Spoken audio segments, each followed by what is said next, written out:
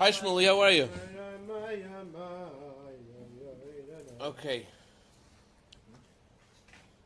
I want to dedicate our shir tonight to a dear friend of mine who just passed away yesterday, just coming back now from his funeral.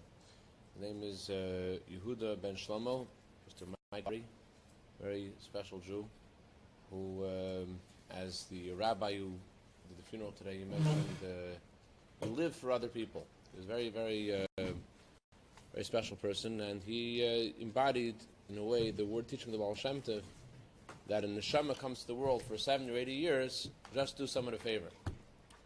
And this is very in sync with tonight. Tonight is the 7th of Cheshvan, and the 7th of Cheshvan is the day that they begin praying for rain in Israel.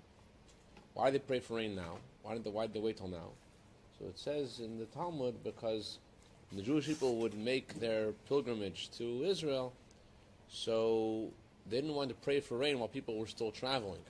So they would wait to pray for rain until the last Jew got home. When the last Jew got home? The last Jew got home on the 7th of Cheshvan. He lived the farthest away from Israel, farthest away from Jerusalem. And therefore they wouldn't wait, they didn't want him to travel in the rain. So they wouldn't pray for rain until he got home. That's what the Talmud says. And then that's what the practice is till today. In Israel, they begin praying for rain today.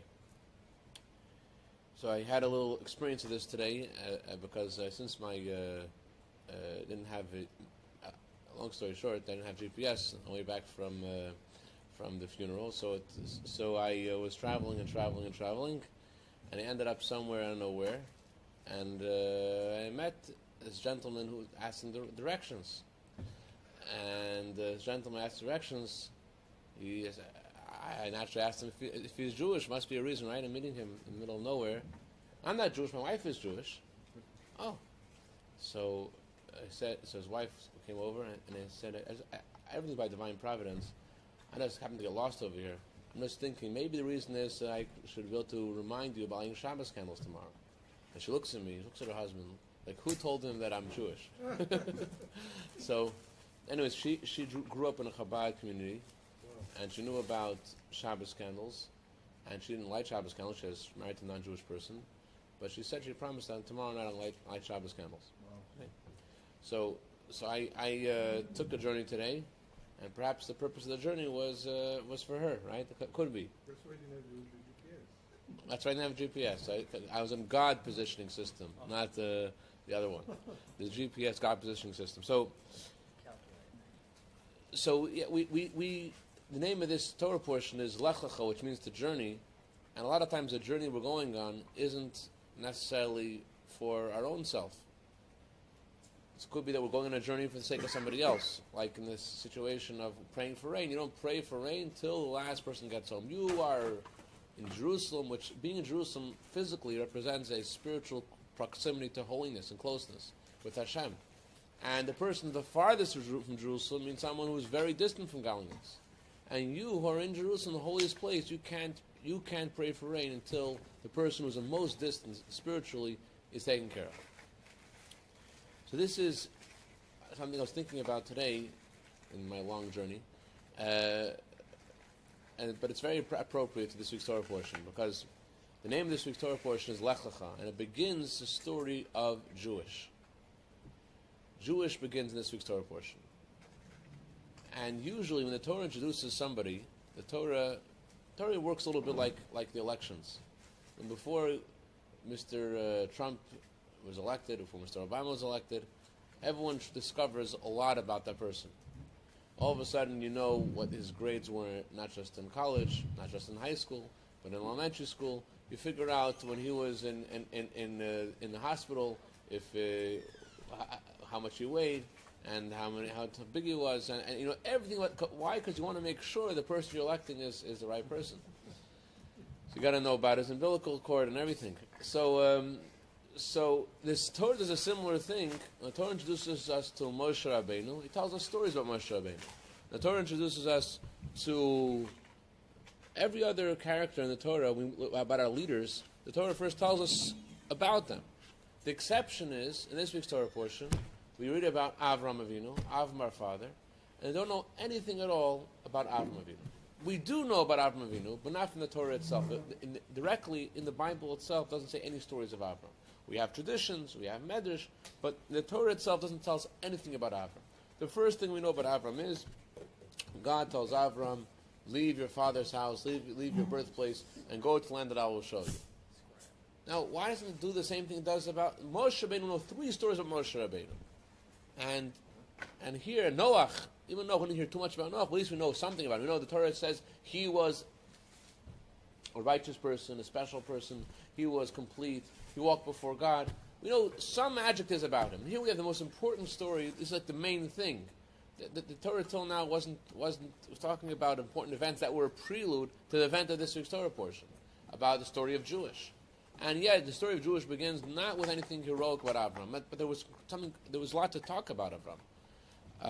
To understand the question a little better, just I want to briefly recap some of the famous stories we know about Avram. Avram, we know his father was a idol worshiper, and not just that, but he had a store to sell idols. And famously, he asked Avram to watch the store after Avram had already decided that he's going to discount all these other gods that existed at the time. And he destroyed it, he ruined his father's store. His father wasn't Jewish, of course, didn't have insurance. And so Abraham destroys his father's store. His father's very upset at him. And his father tells the king, the father wasn't a very nice person, Terach wasn't very nice. He told the king, my son is a dangerous person with dangerous ideas. I think you should do something about him. And the king, Nimrod, he himself, this was an unusual thing, he himself speaks to Avram. And he says to Avram, what's going on? How come you don't believe in any of these idols? So Avram says, because they're all fake. He's like, why don't you believe in a human being, like me as a God? So Avram's like, well, a metal, a knife could kill you. Why don't you believe in metal? Metal, well, fire could melt metal. Why don't you believe in fire? Well, water could put out fire. Why don't you believe in water? Well, wind could blow water around. Well, so believe in the wind. Hey, even human beings like you could stand in front of the wind. So it goes in a cycle, and the king is upset. And the king throws it, and the king says to him, "If you going to continue on this path, you're going to die." And Avram's like, "It's okay. This is my path." And the king throws him into a furnace, and miraculously survives. Where does Avraham even learn Kiddush Hashem to do this? That's a very good question. What was motivating him? Where did he? And to make the question even greater, how come the Torah doesn't talk about that explicitly? It seems to be such an incredible thing that he thought of on his own, is the dedication to Hashem, dedication to God beyond logic and reason, and yet the Torah doesn't talk about any of that. So, my answer is like this. Answer is that we can understand the answer by the name of the Torah portion. The name of the Torah portion is Lech Lecha, go to yourself, which is a very unusual name for a Torah portion, which is talking about going away from yourself. Hashem tells Avram, go away from your father's house, go away from your birthplace, go away from everything. And where should you go to? Go to a land that I will tell you about. You don't even know where you're going. You're leaving, you have no idea why you're going, to who you're... Go to land I'll show you. Go somewhere else. That's the first thing we hear about Abraham, because this is what being Jewish is all about. They say, I know the source of this, this is what they say. They say that Socrates, in his time, he was a bit of a rebel, and he was a teacher of, he was a philosopher, teacher of Plato, was teacher of Aristotle. Plato. Yeah, the Platos.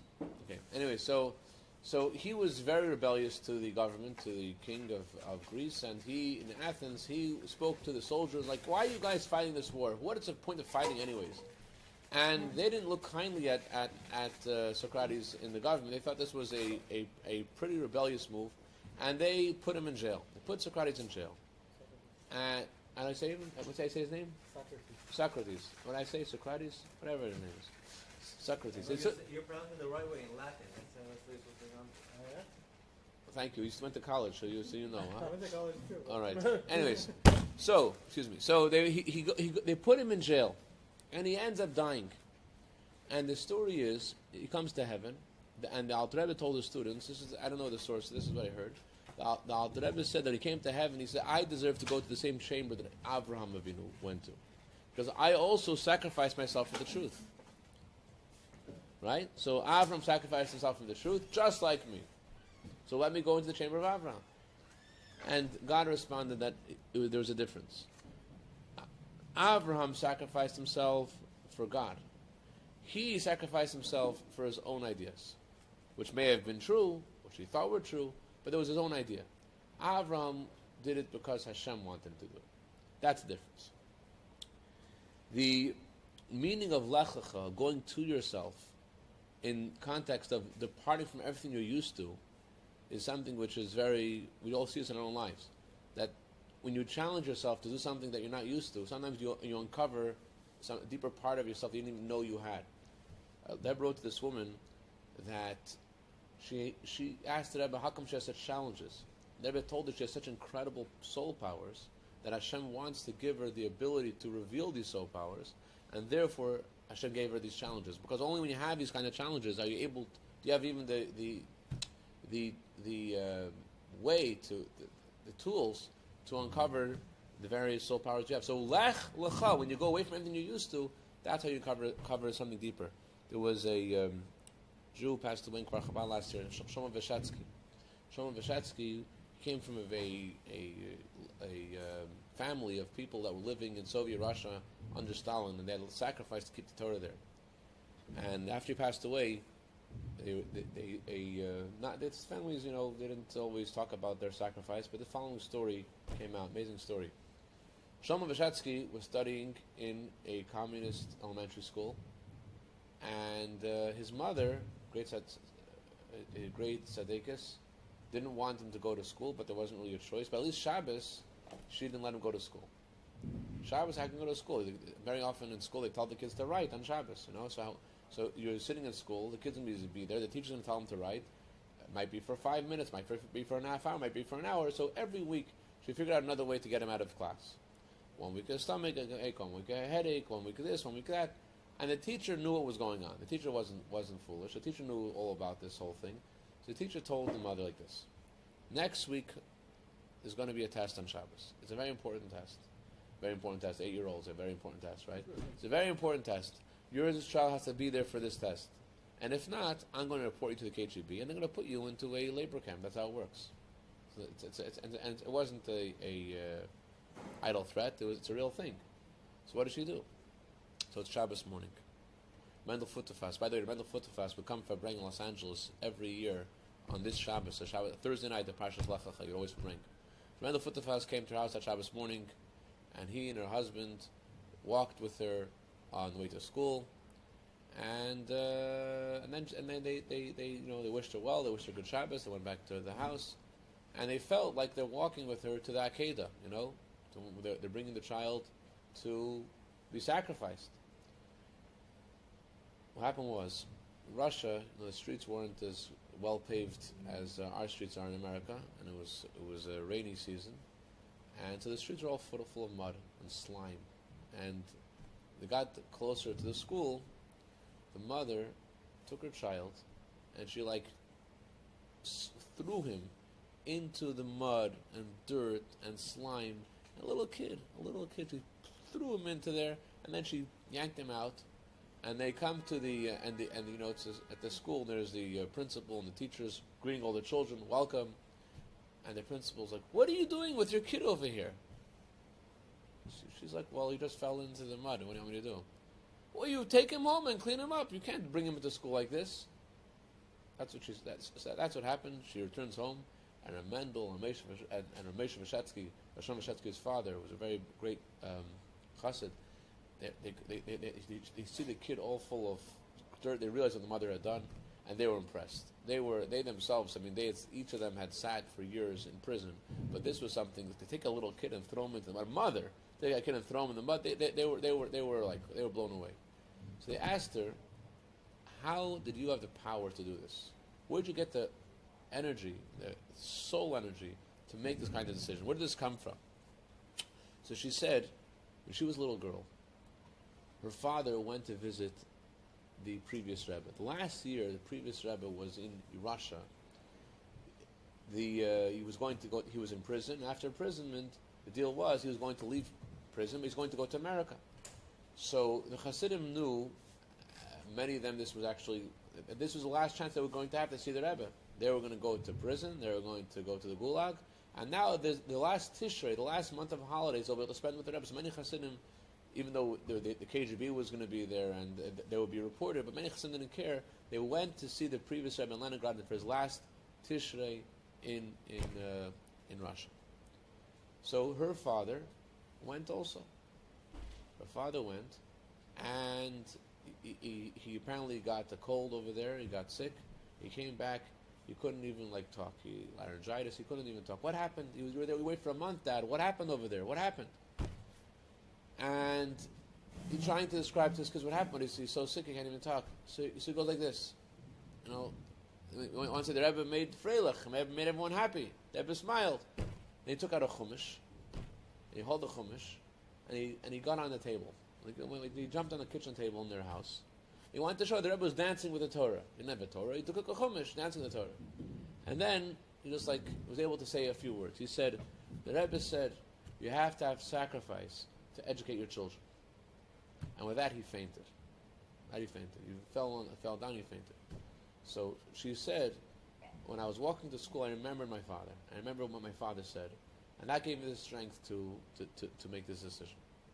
So the point is that we go to different places, different challenges, and the goal of these challenges is, number one, it helps us become who we are.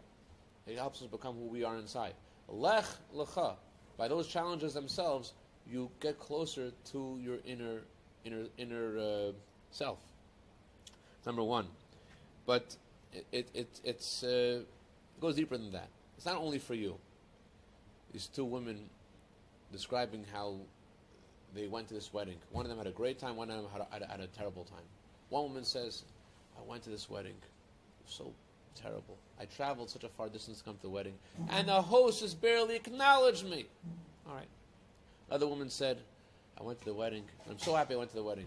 I went to the wedding, and the hostess, she was so busy and so tired, and she needed to, and I was happy I was able to bring her a chair. I was able to get a chair and help her sit down, to help her feel better. The first woman was clearly going for herself. The second one was going for the people that she was going to celebrate with.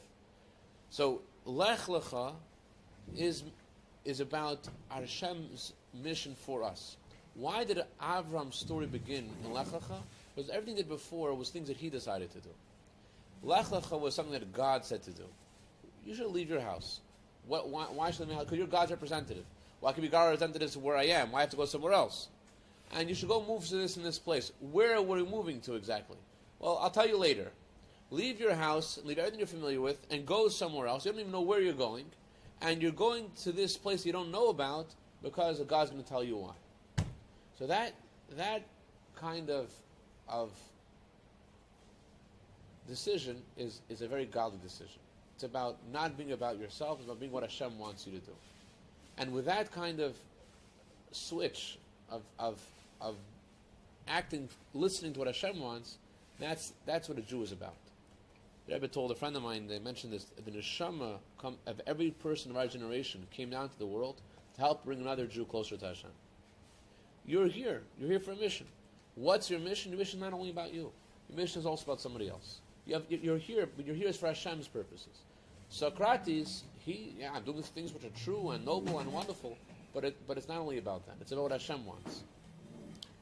Mendel Futterfass used to say this story about this pickpocket in prison. Famous story, how they were playing cards in prison, and the guards came by. They weren't allowed to have cards, and as soon as the guard comes in, the cards disappear. The guard's like, "Where are the cards? I heard you guys playing cards." And the guards start searching them, trying to find the cards, and they can't find the cards. So the guard, he makes everyone do a full body search. He still can't find the cards, and the guard is upset. He can't find the cards. He leaves the cell, And as soon as he leaves the cell, the cards come out. And Randall was shocked. He's like, he knew the cards were there. Where did the cards come from? They did such a deep, careful search. Where did the cards come from? So he asked one of the guys, what's your secret? He goes, listen, he tells him, Randall, we're professionals. As soon as the guard comes in, we put the cards in his pocket. And when he leaves, we take the cards out of his pocket. So the point is that the cards are in our own pocket. The cards are in our own pocket. But we don't know how to find those cards. And the way to find those cards, so Hashem gives us different challenges in our lives somehow to get the cards. There was a woman who was attending yeshiva in Mochen Chana, Crown Heights, and she was attending the yeshiva, and she went home for Pesach, and she invited a friend of hers to come join her, and the friend comes with her, and she tells her friend, "Let's go horseback riding." And her friend says, "I heard that it's not a very modest thing for a woman to do. I don't want to do it." "What are you talking about? Since I'm 3 years old, I'm going horseback riding. So what's wrong with it?" She said, "Let's call a rabbi." They happened to call a rabbi who said no. Some rabbis say that there are ways to do it. They called the rabbi who said no. All right. So she, for her friend, big deal, so we'll do something else. Instead of going horseback riding, we'll play Rummy Cup. Whatever. But you think horseback riding is more fun, yeah? Okay, fine. So it wasn't as fun, but it's not such a big deal. But for her, this girl Rachel, it was mortifying, because this was something she grew up with. This is something which was part of her life. So she was very upset. And Rabbi Barris told me a story. She said that she came back from Pesach very depressed, and she told Rabbi Barris said to her, "Well, maybe you could speak to the rabbi who gave this advice. Maybe he would be willing for you." You're not supposed to ask two rabbis the same question, but you could go back to the first rabbi who gave the answer and ask him for permission to ask another rabbi his opinion. So she says, "Listen, I'm altruistic, I'm idealistic, I want to do things in the best way. If it's not good, if it's not perfect, then it's not about my life's ideals. I love the Torah. And if Torah doesn't like this, then I don't want it. But I do want it." So that's why she was down.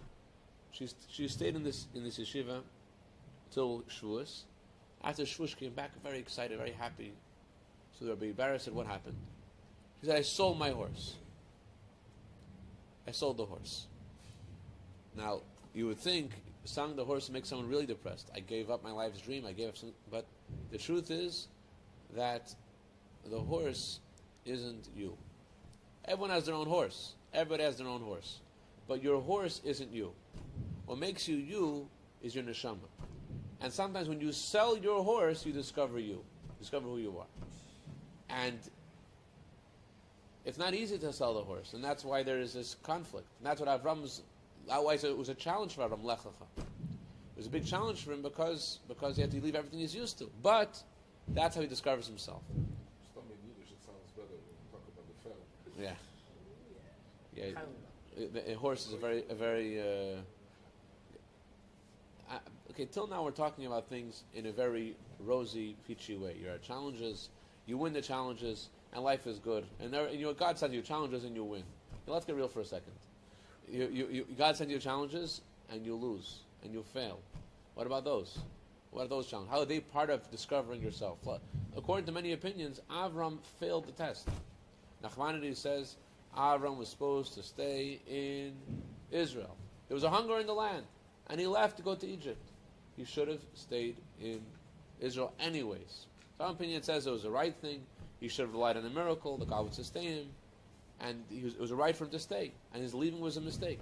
How does this fit in with the title of the Torah portion, which is Journey Forward? Come to yourself. Discover who you are. Pass the tests. If you fail the test, then it's the opposite. So in short, it's a very powerful concept. And whenever this concept is discussed, this concept is endless. We're not going to plumb the depth of this idea, but just trust me, this is the truth. Every mistake is also guided by God's hands. Not only things that are obviously godly are guided by God's hands, even our own mistakes are also by divine providence. Which means that we have the decision to pull the trigger, but whether that something will actually happen is by God's hands. And therefore, if it's by God's hands, it must be for something good. It's impossible that you can get off the GPS. All that you could do is have a machine say recalculate, but you can't get off the system, which means that whatever is happening is for a higher purpose. It's to get somewhere better. Even though I made the decision and I messed up and it was me, it wasn't me, because it's impossible to do. It's impossible to do something without Hashem's input. If something's happening in this world, it's by God's hand as well. Did Hashem say not to eat from the tree to Adam and Chava? He said not to eat from the tree. Were they supposed to eat from the tree? Yes. Must be they were supposed to eat from the tree. Hashem said don't have to do it. So it's a sin, and they were punished for the sin. But Mashiach could never have come had they not eaten from the tree. That's true on a global level. It's also true on a personal level. I wanted to mention one more point. It's unbelievable. We discussed this, I think, last year. Unbelievable idea. A Kohen serves in the temple. A Kohen does all the great stuff in the temple. He brings the sacrifices. He has a position of great honor, like Rav Zisha. Rav Zisha is a great Kohen, and when Mashiach will come, we'll all go to bring him our sacrifices to offer in the temple. It's Hashem. But let's say a Kohen is a lefty. He's a left-handed. He can't serve in the temple. Let's say he's missing a foot. Let's say he's missing an arm. Let's say he's not cancer in the temple. How does that make sense? Other cultures, they felt that if you were blemished, you were not loved by God, you were cursed by God. And other cultures, they would kill babies that were blemished. They would kill them. Because they felt that this is... Okay, I'm sorry, I thought the class we rated PG. Okay, but let's get back to the PG part. But the Jew don't believe that. Every person is created by God and is special. Every person is created by God and is special, so how can that be that if someone has a blemish cannot serve in the temple? How does that make sense? Tzemach Tzedek says, you remember this, you emailed me about this, remember? Tzemach Tzedek said that the mission of a Kohen is to help a Jew get to the temple. A Jew needs to get to the temple. The Kohen helps a Jew to ascend the mountain of God, to get closer to God. What about a Jew who doesn't know about the temple? A Jew doesn't think the temple is meaningful. What about a Jew who doesn't know about God, doesn't think going to God is meaningful? A Kohen who has a blemish, who has a physical blemish, is more sensitive to someone else who has a spiritual blemish. And therefore, they're the best people to help people, to guide them spiritually. So a Kohen is a guide that Hashem has appointed to do something. But if a Kohen has a blemish, he cannot serve in the temple because he has a higher calling, which serving in the temple would mess it up. If he would be the guy who was like getting the 10.0 in the Olympics, then he would not be able to be the person to help the guy who is an addict, because he's a 10.0 kind of person. He's the red apple teacher kind of person. You know what I'm talking about? So it's because of his failures, because of his blemishes, because of his challenges, that he is sensitive and in tune to other people which are in the same boat as he is in some way, whether it's physically or spiritual. So too with each of us. Lech lecha means that Hashem is guiding you on your life's mission. And sometimes there are mistakes that are made, and he looks to you like you're off the system, but you're not off the system. Even the mistakes are part of your ultimate discovery of your true self, your essence, and they're part of the world's mission to getting towards Mashiach. Your mistakes are part of your personal destiny and journey, and without those mistakes, you can never have discovered. As the Talmud says, you cannot see from the white in your eyes. Only from the darkness, only from the black in your eyes can you see.